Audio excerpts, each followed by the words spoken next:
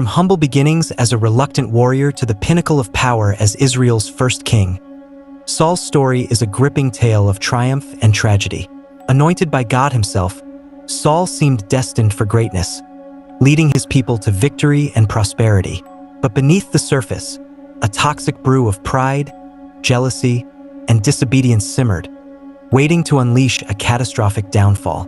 As the once mighty king succumbed to his own flaws, the very people he once led turned against him, leaving Saul to face the devastating consequences of his own choices.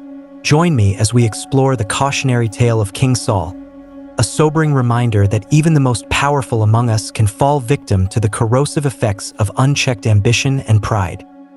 Saul was not born to royal parents. He was from the tribe of Benjamin, and in his own words, "Am I not a Benjamite from the smallest tribe of Israel, and is not my clan the least of all the clans of the tribe of Benjamin?" However, there was no royal family from which a king could have been selected.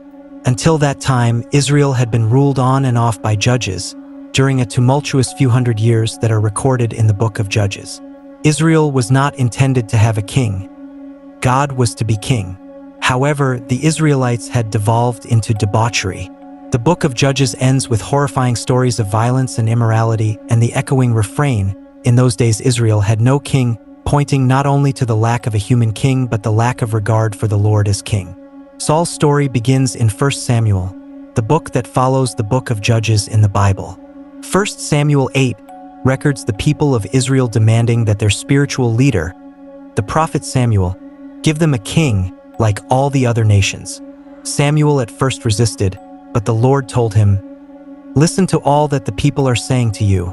It is not you they have rejected, but they have rejected me as their king. Listen to them and give them a king." When Saul and Samuel met, Saul was off searching for his father's donkeys that had gone missing. After a long search, he and his servant were passing through Samuel's town and decided to ask the seer for advice on finding the animals. The day before, God had told Samuel he would be sending the man he intended to be king. "About this time tomorrow I will send you a man from the land of Benjamin. Anoint him ruler over my people Israel. He will deliver them from the hand of the Philistines. I have looked on my people, for their cry has reached me." Though Saul initially protested, Samuel anointed him as king and predicted signs that would demonstrate that Saul was chosen. These signs came to pass. Saul accepted the first secret anointing in 1 Samuel 10 verse 1. But when the time came for the public selection by lot, he hid among the supplies, and God had to tell the people where to find him. At first, many rejected Saul's leadership until he dramatically mustered Israel and delivered the city of Jabesh-Gilead from the Ammonites. He was then confirmed as king in 1 Samuel 11 verse 15. It looked like Saul would be a great king of military might, leading Israel. His reign was indeed marked by many military victories. However, his decline began in 1 Samuel 13. Why was Saul a bad king? In 1 Samuel 13, a large force of Philistines assembled to fight against Saul's armies. The Israelites quaked in fear.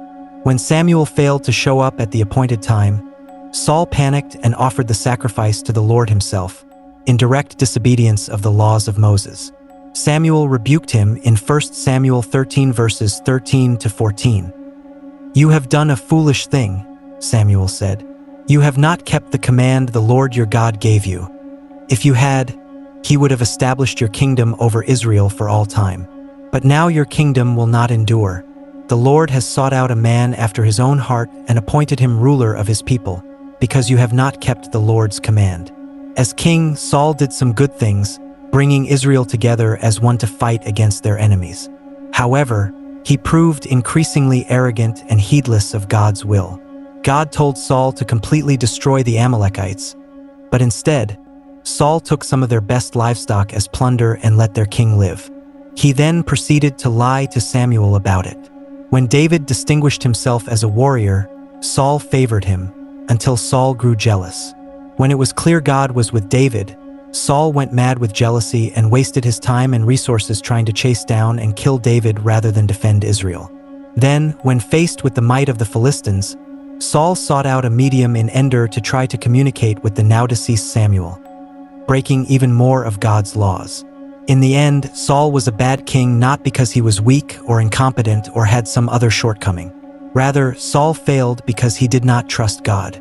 From the beginning, when he hid from God's calling to be king, to taking matters into his own hands with the sacrifice rather than trusting God, to disobeying God and keeping plunder for himself, to losing his head to jealousy, to turning to the occult, Saul, again and again, trusted his way above God's way.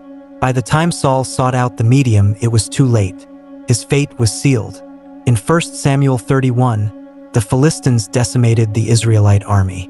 Saul's sons Jonathan, Abinadab, and Malchishua were killed, and Saul was critically wounded. Rather than be killed by the Philistines, Saul took his own life. Saul's bright future guttered out with dishonor, defeat, and suicide. His spiraling path, courtesy of his disobedience, ended in disaster for himself and his sons. Saul was set up for success, chosen by God, anointed by Samuel, blessed with kingly looks. He should have been a great king.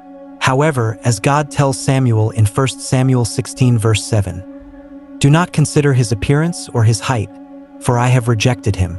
The Lord does not look at the things people look at. People look at the outward appearance, but the Lord looks at the heart. We can learn several things from Saul. First, we learn that success and good leadership do not come from any inherent traits. Rather, if we want to truly lead or live our lives well, we must obey the Lord and listen to his will, not our own. Second, we learn to proceed with humility. No matter what we achieve or what position we attain, even if it feels unshakable or ordained by God, it can still be taken away. We must remember that all we possess is from God. Giving way to pride will only lead to destruction.